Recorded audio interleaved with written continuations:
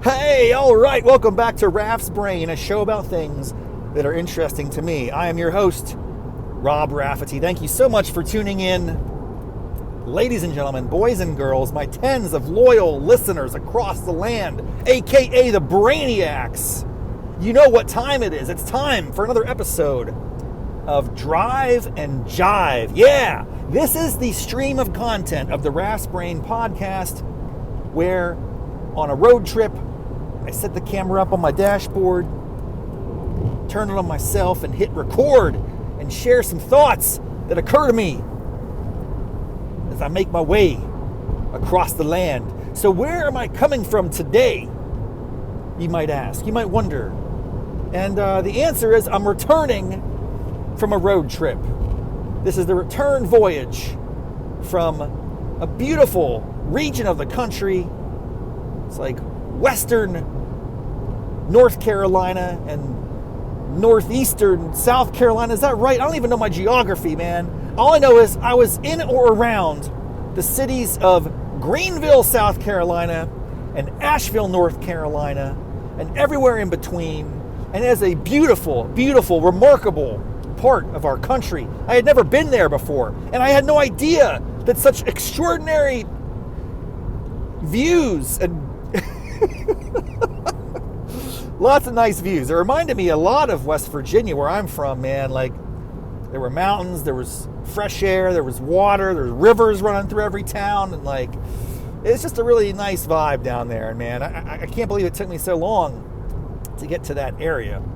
The motive for this entire tour was my wife giving the commencement address at Warren Wilson College. Who is Warren Wilson? I don't know. I got to Google that. I still got to figure that out.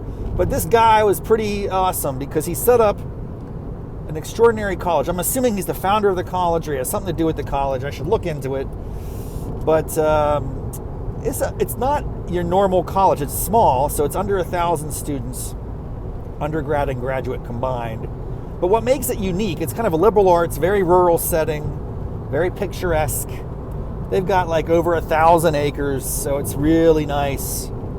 But it's called a working college. There are only 10, quote unquote, working colleges in the United States. This is some information I learned over the weekend when I met with various officials and faculty and students at Warren Wilson. And part of the ethos of this college is that every student is going to be, in addition to learning in the classroom, out experiencing and engaging in some constructive value-creating exercise for the benefit of the school. There's a working farm on this school, and that's probably what's the most unique about it. Pigs and cows and all sorts of farm life. And many of the students are out there raising those animals to go to market, and you kind of learn those interesting skills that many people overlook these days, in addition to your classroom education. So it's kind of a unique vibe. It's a quirky place. You know, during the commencement ceremony, which was extraordinary, it was really a perfect day, beautiful weather. It wasn't too hot, wasn't too cold. The sun was not out super bright. We were outside, and it was beautiful, everything about it. The student speaker did a fantastic job, and in part of her remarks, she basically said, Warren Wilson is such a great community, and it enables people to be weird. So, like, it lets people be themselves, and that's a nice thing. Who doesn't like to be around a community where people are authentic and kind and hardworking, right? So I dug it. I thought it was a pretty cool vibe. But let me back up a second, because that's not where I first went. So here's the deal. My wife flew down. I drove down. Now, I had a couple different motives. I left on Wednesday afternoon to go to that area because I had a friend that lives down there. His name's John. John is one of the quote-unquote OGs, the original gangsters of the Buchanan area. John Herron, Cody Holland, Nathan Gower, and myself. There are probably some other honorary OGs, Gabe Klingon-Smith. There might, if we really extend this out, we could have Cam Tenney, Jacob Ox, Matt Menendez. There was a good number of us. We were pretty much in the same vicinity, but let's just, dial it in, because really the OGs, Nathan, Cody, Raff, Heron, are the ones that still keep in touch a lot via text messages and such. Of course, Cody Holland has been on the Raff's Brain podcast multiple times as a guest of Riffin' with Raff.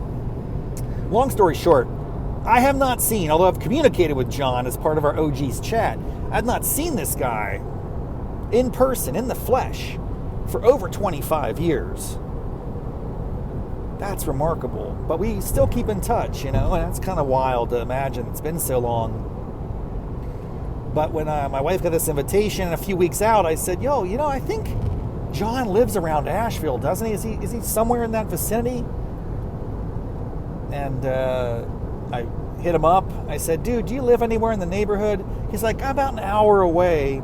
I'm closer to a place called Greenville, South Carolina. I was like, that's cool. I've never heard of that. I've heard of it, but I just had never been there. And so, long story short, I went down. I stayed at a hotel Wednesday night because I just wasn't sure when I was going to get in. It was like an 8-hour drive. 7.5, 8 hours. I took my old sweet time. Going down, I took 95 to Richmond, then 85 cutting over, and I don't really know where I was at a certain point in time. I was just following the Waze instructions, and it got me there, and I stayed at a hotel, and I did some work on Thursday morning and afternoon. I had some loose ends to tie up, and then I went over Thursday late afternoon to visit my friend John Heron, aka Johann Sebastian Herring III. And dude, we had a blast. First of all, he lives in a really cool place called Traveler's Rest.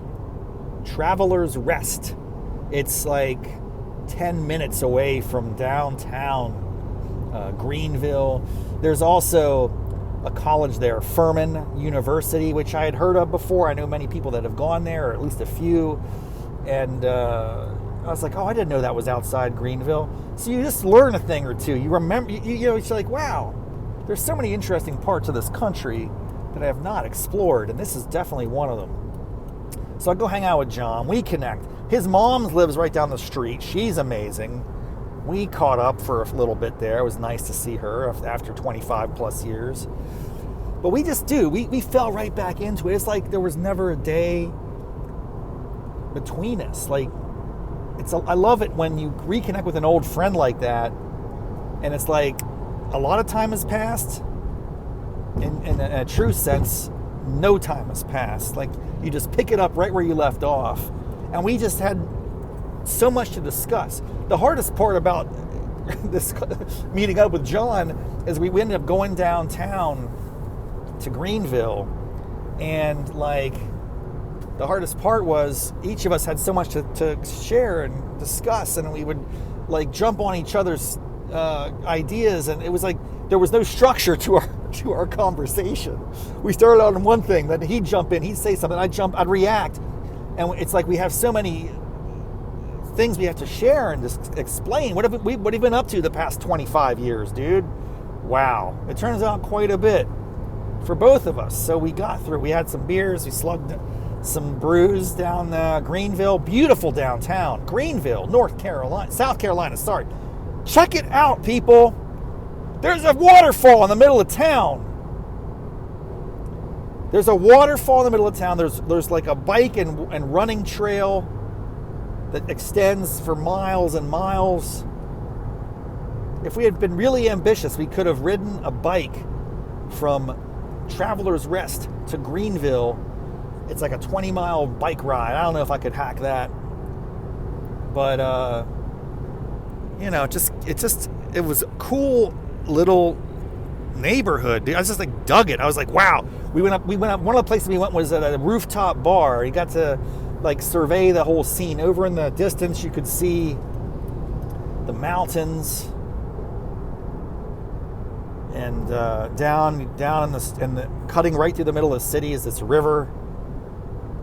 And then there's this amazing waterfall. There's a footbridge that goes over. It spans it. Of course, that's like a picturesque selfie location. So I can't tell you how impressed I was with the city of Greenville, Greenville, South Carolina. I want to go back there. I must go back. I must return to scope that city out because I only had a limited time.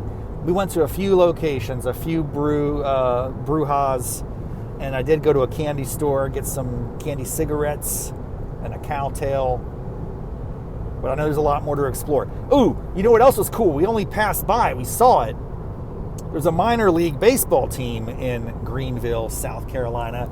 I believe they're affiliated with the Boston Red Sox because the whole stadium, which is brick and it's right downtown, it's beautiful and it's amazing. And it has the green monster. It has like a mini green monster, just like the real green monster. It's a really, I don't know how I hadn't heard about this city before, dude. I mean, I heard about it. I just never thought of it as something that I would ever want to go to, but holy moly.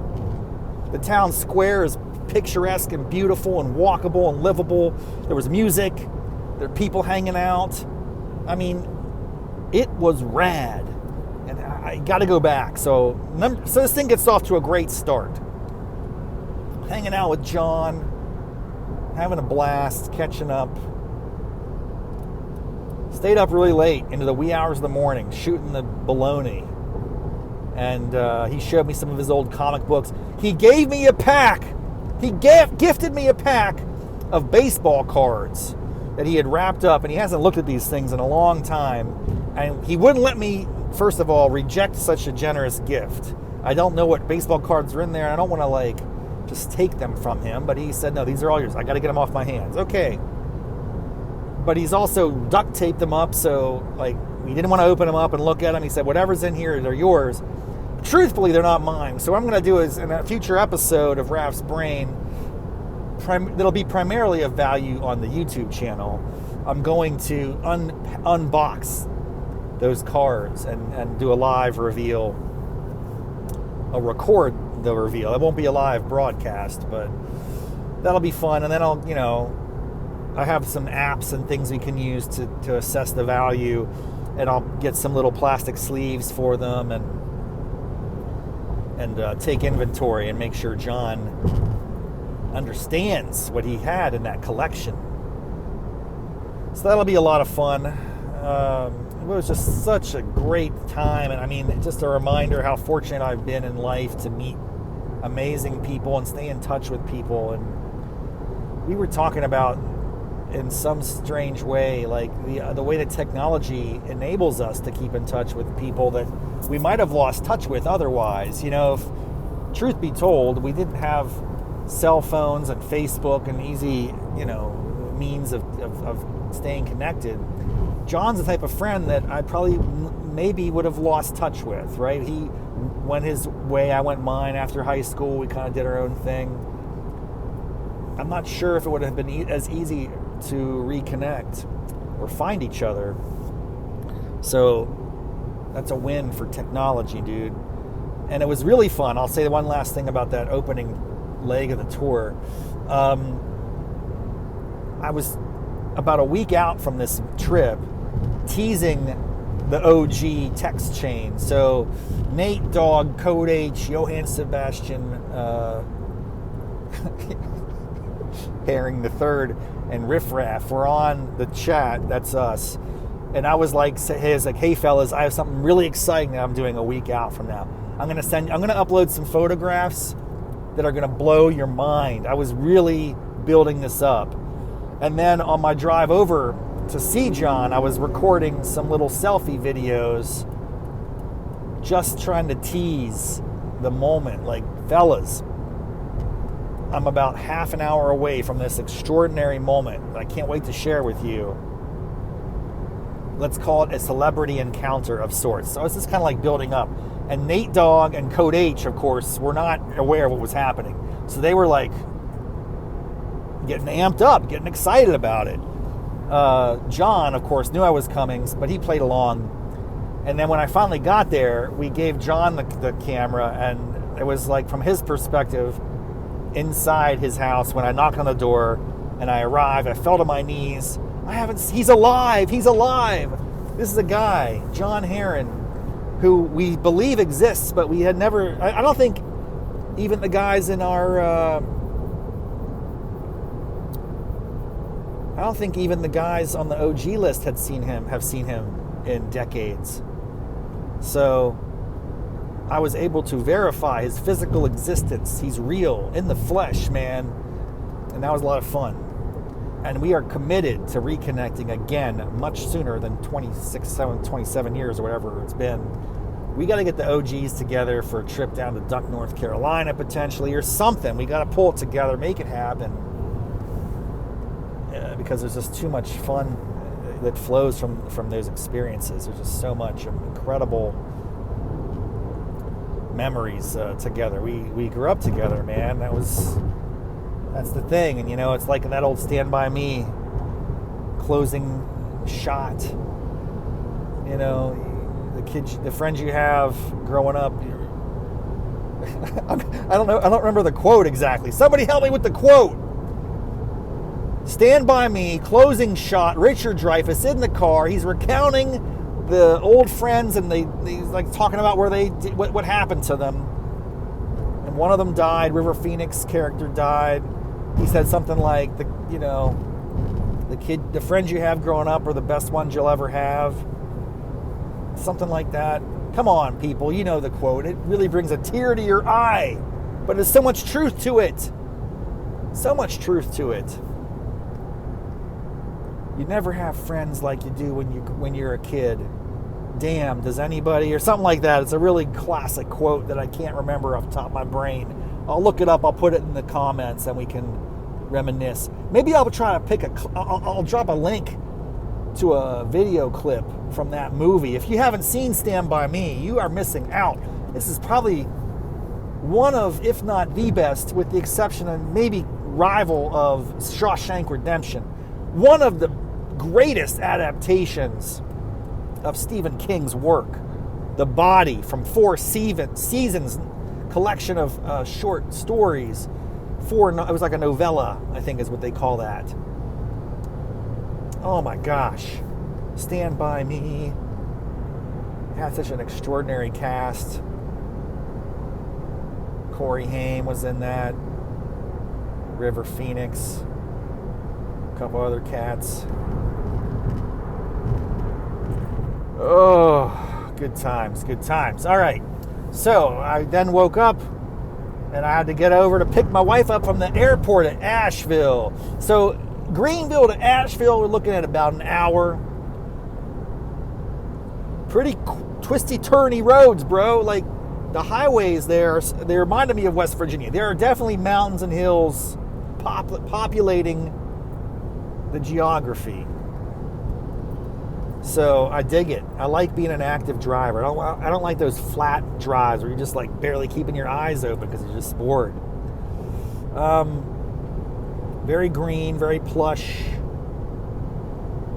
Asheville Airport is a rinky-dink little airport, but it's really nice. I don't mean that in a negative sense. I mean it's accessible, easy in, easy out.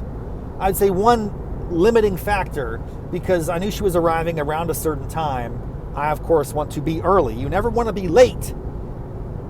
When my wife's involved, man, she is punctual. And I don't want to be not there when she's there. So the problem with the Asheville airport, it's not a problem. It's the lack of a feature. There's no like place for you to park and wait. Like a lot of airports, they have. Maybe I missed it, by the way. If that's the case, bad. It's like my bad, But I think it wasn't there. Many airports have a place where you're like going to pull over and wait, a waiting area, a designated place to hang until the flight arrives. I didn't see that. I had to loop around the thing like 4 or 5 times. I got a little creative at some point. I went to an employee parking lot that was only accessible if you had a card, and it had that, gate hand. And I was able to kind of weasel in there and park outside the gate until someone wanted to leave the lot. Then I had to get out of their way. But that helped me kill like another 5 to 7 minutes. Long story short, I pick her up. We go to the walkthrough of, we go to Warren Wilson College for the walkthrough. That goes really smoothly. You know, it's all set up outside. It's going to be a beautiful, you can tell this is going to be just a beautiful event. Then we go to the hotel in downtown Asheville. Again, it's like 15 miles or 10 miles outside or away from Warren Wilson. That was my first time to Asheville, and I'll be very honest, because that's what I am on this show. I'm honest. My initial reflections on both Greenville and Asheville were very positive. That whole area is money in the bank. I love it. There must be a name for that. There's got to be a name for that region of the country. If there's not, we got to come up with one. The Golden Zone or whatever. I mean, just make it up, right? But it's really nice. I just think maybe it was by the circumstance too. My friend John in Greenville just planted that seed in my head. He's like, Raff, you're going to love Asheville. It's Beer City, USA, baby. They got so many great little breweries there. It's a good vibe. You're going to love it. But Greenville he is biased. He lives right down the street. He lives in Travelers Rest, which is also a funky little, like 3 or 4 block town. I want to go back and check that out because we didn't really get to do much there in Travelers Rest proper. So I'm game to hit that place up. But he kind of planted the kernel. He's like, I don't want to bias you, but I just think I think you're going to, upon reflection, you're going to go back. You're going to go, man, Greenville is just a step above. And look, this is not at all an indictment or a downer or anything against Asheville, which is a beautiful and fun and funky, I would call it almost like a Portland-esque type of vibe, a Denver-ish type of vibe, if that works. That was my sense of it. But Greenville, I don't even know there's no comparison. That town was off the hook. Aesthetically, never seen a town so beautiful. A city that is with a river running right to the middle, with a waterfall, and people in kayaks out there. And there's like, how is that possible? The jogging trail. I'm just, dude, anyway. Going to Asheville, within 15 minutes, I texted my friend John. I'm like, yeah, you're right. Greenville's just got a little bit of a nudge here. I'll let you know more as the week goes on, because I was there for several days. And I got to say, like, Asheville did have a lot of great breweries. Beer City, USA, dude. Wicked Weed. Are you kidding? Pernicious. Wicked Weed Pernicious is elite IPA, man. It might be the very best. It's definitely a top 3 IPA in my list. It might be my very favorite. I slam those left and right when I'm down in the Outer Banks. But making a sort of trek to Wicked Weed headquarters right there in Asheville, it was nice. Now, there's also something down the street called Wicked Weed Emporium, or what was it called? Wicked Weed here's the thing. This is where it was where they do all their sour drinks. I'm gonna look it up, man. I took a picture of it yesterday. Wicked Weed,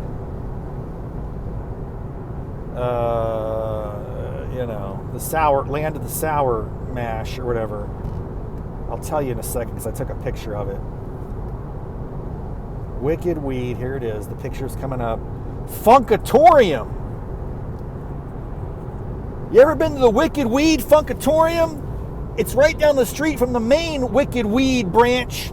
But just a couple blocks down, you got the Wicked Weed Funkatorium. The Funkatorium's all about the sour beer.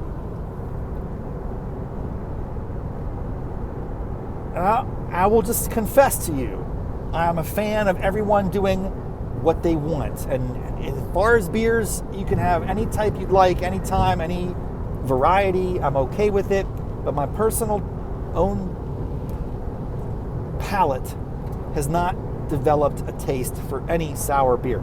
And I didn't go to the Funkatorium. I took a picture of it, and I've just basically said we could nuke that. I don't mean that. I'm just being a jerk in some ways, having fun, man. You know, it's just not my jam. As much as I love the Wicked Weed, Pernicious IPA, and some other varieties they had there. By the way, we also ate there. It's like a gastro pub. Had some pretzels and fried chicken sandwich. Ooh, that hit. It was beautiful, beautiful. But the Funkatorium just not my jam, brah. I don't want it. I don't want those sour beers up in my face. Get them out of here. So that was kind of fun. And then we also went to a brewery in another one. I can't remember the name because I'm terrible. I think it was called Burial Brewery. This place, of all the ones, I mean, in terms of the experience of visiting a brewery, Burial Brewery in Asheville, North Carolina is off the hook. The aesthetics are crazy. There's a picture of Burt Reynolds and what's that creature from Goonies? Sloth.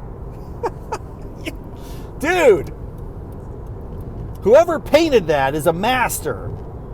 Burt Reynolds with the stash. It looks like he got fresh off the set of Cannonball Run. Just this classic grin. Cheerful Burt Reynolds in his prime. Arm in arm with Sloth from Goonies. Like they're best pals. Now, I don't know who put those two together, but I love it. And I took a lot of selfies on that. I'm sure that's been like one of the most popular selfie sites in the entire town. So kudos to Burial Brewing. And they just got a nice little scene there. And they got a really cool setup. All the, what do you call those things? The taps. All the taps for their beer have like farm, what do you call these things? Like a scythe, a rake, a shovel. It's like every tap isn't a, commercial tap head. It has garden equipment. It's just a cool vibe, man. You gotta go. You gotta check it out. They have some decent food, a little cheese plate, little hummus plate. We enjoyed that. And their IPAs are off the chain. And the names of their beers are very distinct and long. And I don't remember the names because they're so long. But they're all very good. We had a great time. So, anyway, I've been rambling a little bit as I'm prone to do on a Drive and Jive. My key takeaways so far are Greenville is slightly superior to Asheville, and that might cause some debate. I don't want to get anyone, I don't want to make anyone upset here that has a bias in favor of Asheville. If you do, I'd love to hear why. What is it that you like more about Asheville than Greenville? Hit me up. Maybe I missed something. I'm just saying, like on a design and layout and tourist experience, my impression was a little more immediately positive at Greenville. But then again, like Asheville has the leg up on the breweries. I mean, we hit some breweries up in Greenville. They seem pretty good too. So I don't know, man. That's just one of the takeaways from this experience. On Saturday, we went over to Warren Wilson. My wife gave an extraordinary commencement address. It was a great event, start to finish. Very cool, fun vibe. Her theme was, the theme of her talk was resilience. And she's been through a lot the past several years. Breast cancer, the nomination and confirmation process of becoming the Archivist of the United States, then being unceremoniously dismissed from that role back earlier this year. And so she's, I've been riding shotgun for this whole experience. It was for her to hear her talk about it and share with these 200 or so graduating students, letting them know that life is going to throw punches at you. I mean, this is one of the good days. You're graduating, but get ready, because you're gonna start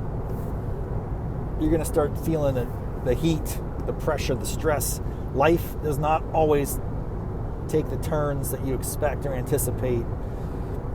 But in the depths of those experiences, the challenges, the tragedies, unexpected turns and twists in life, it is from those that you gain the strength to persevere and not only survive, but thrive in a way that you perhaps never thought before possible.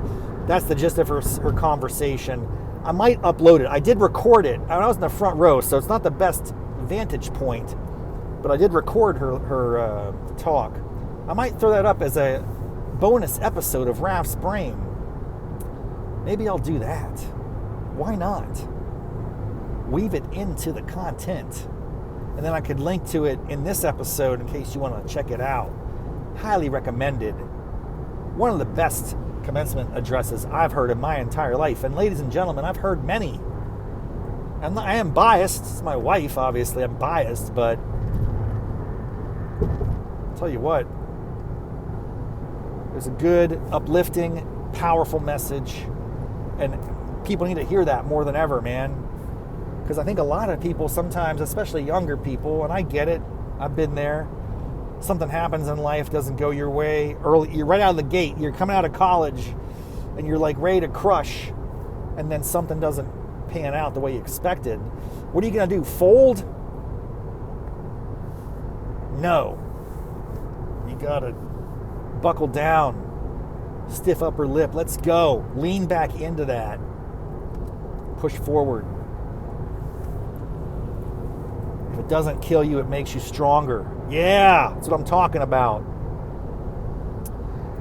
So that was cool. There was a little reception afterwards. That was fun. Went out later that night to dinner with the president and the hosts, the guests, the Gleam family, David and Valerie. Had a great dinner at this little French restaurant. I think it was called Rendezvous. It was called French Comfort Food. This wasn't like a she, oui, monsieur. Like, it was a very down-to-earth, really great tasting food, scrumptious, onion soup, mussels. I had to get it. I'm a sucker. I'm a sucker for marketing. They had this thing called PBR mussels, which uses Pabst Blue Ribbon as part of their sauce. PBR mussels. But the PBR stood for something else. I don't remember what that was off the top of my head. It was something redneck. PBR redneck. And I was like, okay, I gotta try this. I mean, when in Rome.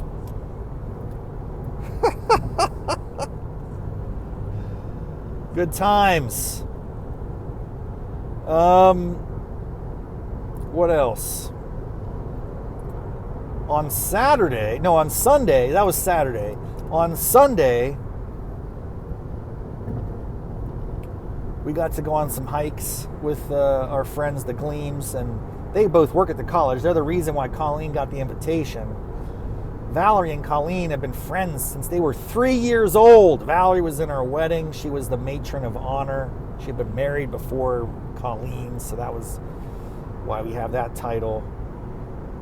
Anyway, just giving you some context. We went on a little hike around the Warren Wilson College. Very beautiful, scenic, unique landscape for a college. They give faculty housing, which is pretty sweet, and that was a very nice home that Valerie and David are living in. I got to interview David. David is an art history professor and special assistant to the president of the college. And he graciously broke out some old Japanese prints from the 19th and 20th century. He's an art collector. And I interviewed him for an episode of Raff's Brain, Riffing with Raff. I might put that episode up in the near future. I got to edit a little bit of that because I had multiple clips. There's a little show and tell. He was walking me through some of the prints that he owns. It was very cool. Little conversation. So look, be on the lookout for that. Riffing with Raff.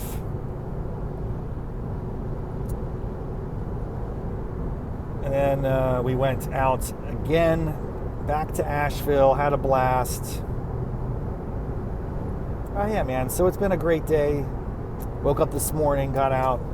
This is a kind of a funny thing. Now coming back from Asheville, it's about 6.5 hour drive. I'm finishing it up right now. I'm down here in Vienna. I'm basically now on 66, coming back into the city. You come back from Asheville on 81 primarily. That's not a fun road, folks. 81 through Virginia on a Monday morning is jam-packed with 18-wheelers, dude. And by the way, multiple oversized trucks. I don't know what's going on.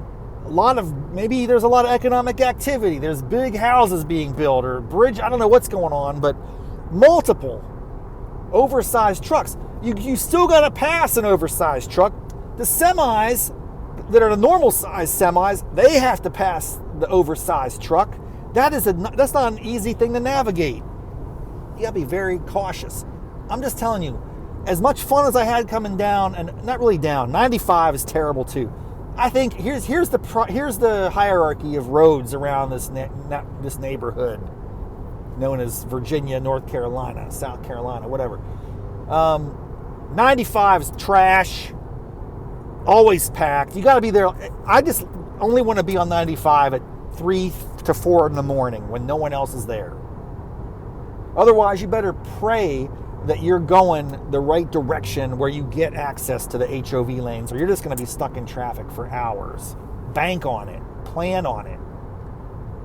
And those HOVs are costly. So it just raises your experience, man. It raises the price of existence.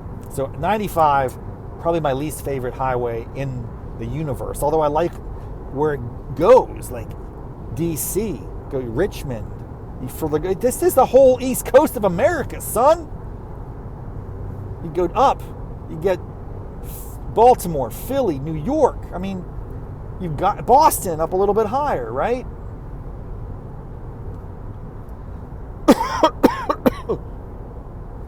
Those things have to happen.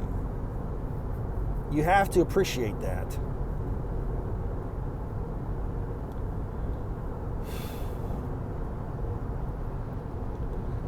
So 95 is a good road in the sense that I like where it lets me go, but the experience of getting there is never a pleasant one. Now, 85, which goes east and west, and I was going west. I love that road. I don't think I've ever been on that road before. So going down 95, not so good. But outside of Richmond, boom, hit up 85 west. Bam! I'm loving it. I'm loving life. I was listening to Guns N' Roses. Dude, you have no idea. We gotta talk about this. Well, let me finish up what I'm saying about the roads. Then we'll talk about some of the things I listened to on the drive, and then we'll wrap it up and we'll brace ourselves for the future. All right, so 95 sucks. 85 is awesome. Going back, I had to come up 81, and that's trash. It's not trash per se. It's just crowded, man. It's crowded. So if I had to rank these roads, now I'm on 66, which we all know sucks. It's trash. Don't say trash. Why am I so negative, man? Why are you negative about these roads? These roads enable you to get to and from the places you want to be. Why can't you just be grateful for the superhighway system of the United States, which is unparalleled? and its ability to empower individuals to go live their lives and go do the things they want to do. Be grateful. Don't be angry about it. I think what happens is I get anxious around massive crowds of cars, and I also really don't like traffic. It upsets me at a visceral level. I've got to learn how to reprocess that and approach it from a posture of gratitude. I'm just lucky to be here. I'm lucky to be in a car, to have the freedom to go across and travel places, and occasionally I'm going to hit pockets of traffic. That should be a moment of joy and levity. Relax. Take a deep breath. Don't get all bent out of shape. You know? Spin that attitude around, my friend. Be more positive and optimistic. So I'm getting better at that. I have to say, I didn't hit any real significant patches of traffic on this trip. That's a massive positive. But I can still acknowledge that I have preferences, right? Even as I appreciate the interstate highway system of America, I can, within that context, still identify the roads that I value more than others. And I'm just telling you, of the ones I've been on this trip, 85 is a hidden gem. I love it. I want to go back just to drive on that stretch again. It was very peaceful, very serene. 95, not so much. 81, not so much. 66, not so much. But 1 out of 4 ain't bad. Okay. Now, how do I entertain myself on such a lengthy road trip? You know, people, when I tell them I'm driving, I don't want to take a 1.5 hour flight when I can make a 7.5 hour drive. What's wrong with you? No. Here's the upside. When you drive, you can take more bags of junk. Like, I had 3 bags. I had my work backpack, I had a suitcase, I had a duffel bag with athletic gear. I mean, I was prepared for any situation. I can't do that if I'm just limited to 1 bag on an airplane. Also, my wife had this really giant gown, you know, the formal attire you wear at a commencement ceremony with the hat and the hood and the robe and the tassels and all that. She owns that. She's very distinguished. Anyway, I got to carry that. It's in the car. It's in the back seat. And that was appreciated because otherwise she would have had to pack that up in a suitcase, get all wrinkled, messed up. So I had to bring some value in a different way. Now, I will confess, it is a long drive. Going down was a lot longer than coming back. And there are a lot of different ways to kill the time. I listened to a bunch of podcasts. I'm a big podcast fan. Theo Vaughn, Gary Vee. A lot of interview shows, a lot of some Bitcoin shows, you know. Trying to always keep up on the crypto news. But then I listen to some Fish, the P-Fish, man, that they always keep me going, keep me awake, keep me motivated. Especially if you just hit up an entire show from the late 90s when they were just at their peak creatively. And it's also fun when you hit that up if you don't know exactly what they're going to play. It's almost like you're experiencing it for the first time, even though you've usually heard most of the songs before. When they play them live, there's always a different experience. Oh, I guess there's going to be a closed road coming up here. I got to watch out. Arlington County's got some utility work. Love it. Fix those utilities, baby.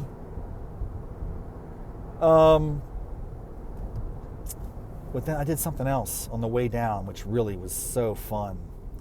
I have to confess to you, when I was growing up, I used to listen a lot to the popular music of that era, like Aerosmith, Bon Jovi, Def Leppard, hard rock, if you will. Not really hard, more like glam rock. AC/DC, Poison, Motley Crue. But I will say to you without hesitation that my favorite band from that era is Guns N' Roses. Oh yeah. Axl Slash, Izzy Duff, Steven Adler. That's the original 5. There's been some changes. There's been some transformations over the time, but they reunited, 5 or 6 years ago, maybe longer. Axel, Slash, Duff, and then they kind of rounded out with some other folks, kind of rotating drummer. They got some woman on keyboard. So anyway, they're definitely reunited, and back in action. They sound good. We've seen them several times in their most recent iteration. But what's fun to do, and what's really informative, frankly, I haven't, outside of the standards like Sweet Child O' Mine and Paradise City and Welcome to the Jungle. Those are the songs you might hear if you're just listening to classic radio, right? Classic rock. But if you take a moment, the Appetite for Destruction album is extraordinary. The sequencing is perfect. Every song follows the last. It flows. It moves you. It's like the whole album is telling this remarkable story. I don't know what that story is, but but it's so good because at the end of one song, I can anticipate the next song. I know what's coming up. And you get triggered when you hear the end of a certain song. You know what's up next, and that's fun. So I listened to Appetite for Destruction, and that's, of all the albums, my favorite. It was my real introduction to hard rock as a kid. I remember listening to it and just thinking, this is the greatest cacophony of noise that I've ever heard in my entire life. And I actually went through multiple cassette tapes, wore the tapes out. The tapes were warped, and I just listened to that album so much as a kid. So it was fun to re-listen. It's been a while since I listened to it, like straight up, oh, look out, like that. It's been a while. So that was a lot of fun.